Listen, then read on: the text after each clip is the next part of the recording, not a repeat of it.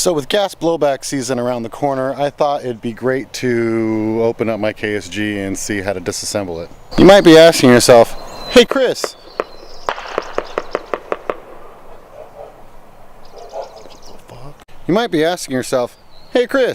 why are you taking apart your KSG shotgun? Well, there's a simple answer. I'm stupid. I wanted to take it apart to see if I could space the barrels out with some tape at the end of the barrels, because the way the Marui KSG is, it's got an O-ring that keeps the barrels like this rather than spread out like the 870. Let me tell you right now, don't do it. It was a stupid idea. It was a very stupid idea. I was able to get my Marui apart and back together again. It worked fine. But when I spaced the barrels, I guess one barrel is spaced a little bit too much and one BB kind of just shoots straight up in the air, kind of. So needless to say, I think I might have over-taped one of the barrels. The reason why I wanted to space the barrels on my Marui gas shotgun was because I want to see if I can get the spread a little tighter. It spreads an awful lot, but you know what? Long story short, I think I should have just left it alone. I'm going to end up taking it apart later on and taking off the tape and putting it back the way it was. But for anybody else that wants to take apart their KSG, here's the video. To start off, remove the gas tank from the back of the stock. To disassemble the KSG, you're going to want to start from the front and move to the back. At this point, you would want to take off any attachments you have attached to your KSG.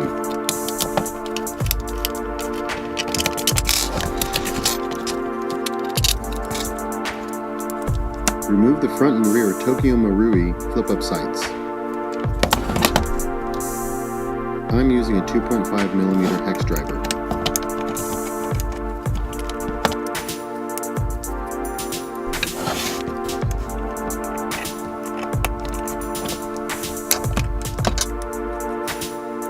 Remove the two screws and take off the top rail.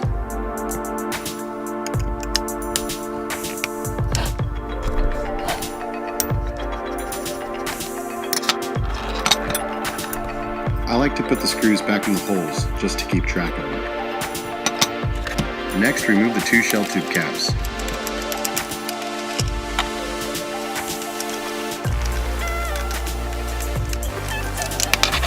I don't know what to call this, so I'm going to go ahead and call it castle nut. Remove the castle nut that keeps the front sling nut on, and easily remove the front sling nut.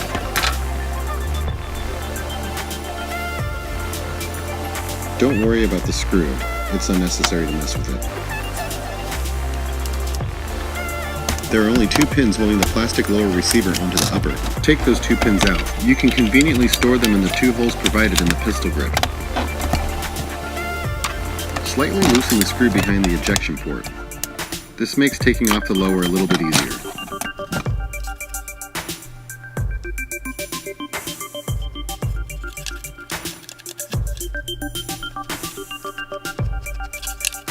This slip on the lower fits into the slot right here. When putting the lower back on, you kind of lever it into place. Next, remove the 3-round, 6-round plastic cover. Only two screws hold on the back stock. Remove them.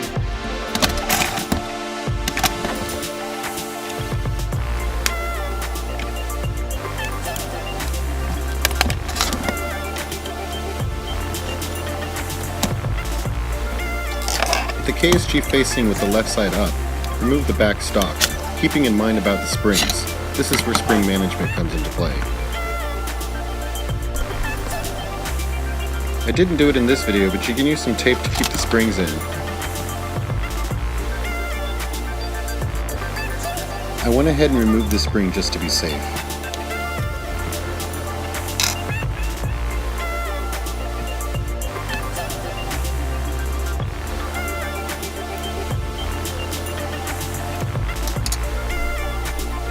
Flip the KSG over to its right side and you'll see some other springs that like to jump out. I probably should have used some tape on this side, but I didn't. As you can see, one spring did jump out. Don't worry, I'll find it later.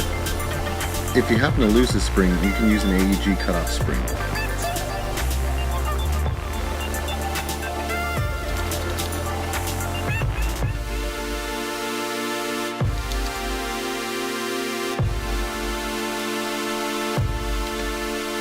Remove all the screws that keep the front grip on. There's a lot of them.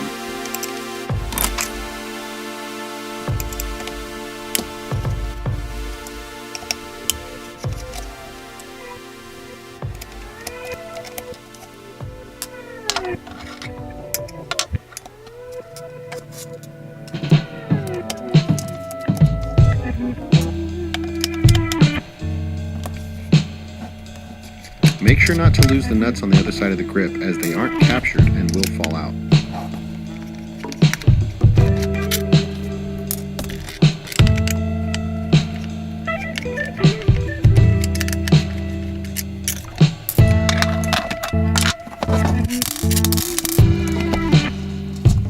I like to screw them back on so I don't lose them. It's easier to keep track of them this way.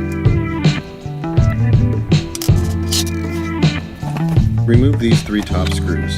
You don't have to worry about the nuts falling out the reverse side.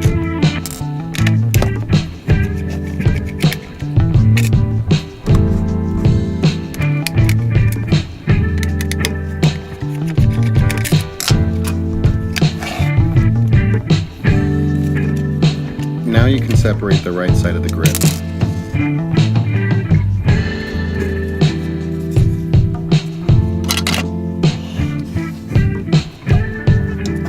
Flip the KSG over and remove the 2 screws.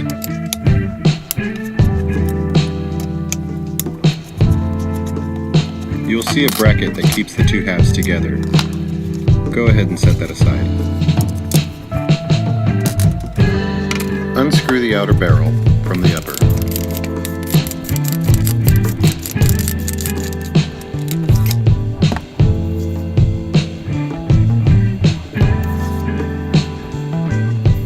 Remove this piece. It's what keeps the 3-round, 6-round cover in place. By removing these 2 screws, you will be able to take off the 2 fake shell tubes.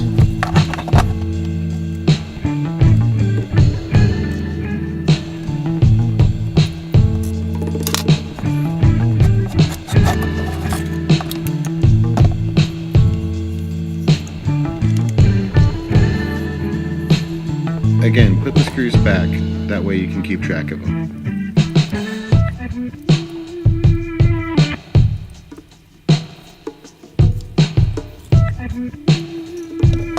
To gain access to the gas cylinder and hop-up area, you will need to remove these screws.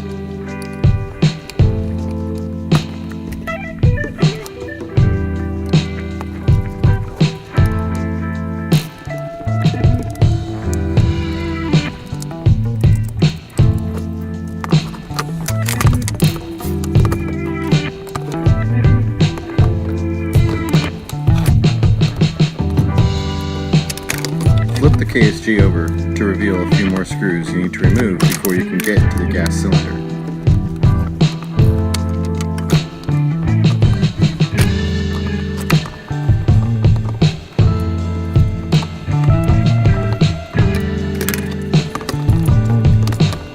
Oops, forgot a screw.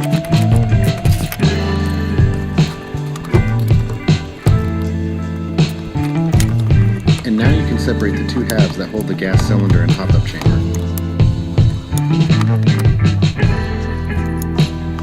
Take out the shell loading chamber. Whoops, looks like I forgot another screw. Yeah, take that one out as well. You can now remove the cylinder and hop-up chamber. I believe the part that's in between the barrel and hop-up chamber is what feeds the BBs from 3 to 6 round.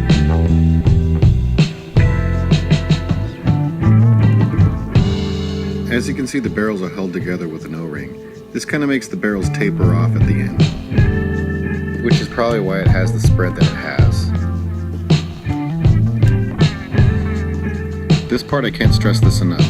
Proceed with caution. There's a spring that likes to jump out. Do this inside of a big plastic bag, that way you don't lose the spring, just in case.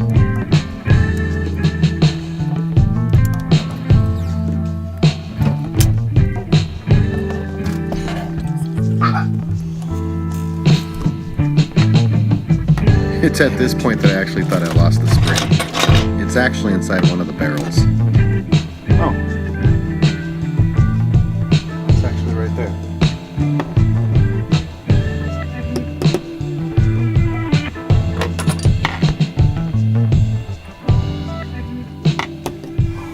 got lucky. Actually, when I stopped the video, I went and looked for a spring in my collection of springs, and I found one that could work. I might have had to cut it down a bit, just in case I couldn't find it. But luckily, luckily the TM gods shined down upon me, and it was actually inside one of the barrel chambers. Alright, let's finish this off. Slide off the tri-barrel bracket. This actually houses a plastic case that keeps the tri-barrels and buckings in place.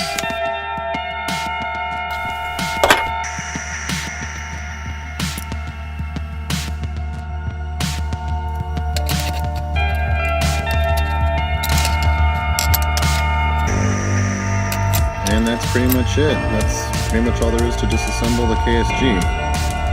Wasn't that hard, was it?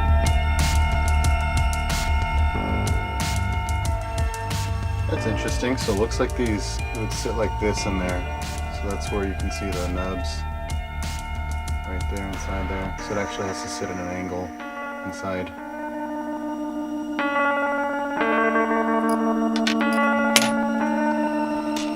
It's an interesting bucking, that's for sure. I kind of half wonder if I use some Teflon tape on here, if that'll give me a better air seal. I doubt it. So quick tip, if you're going to do this tape thing to the barrels, make sure you put this together first, because you won't be able to get this past the tape in the barrels to seat this.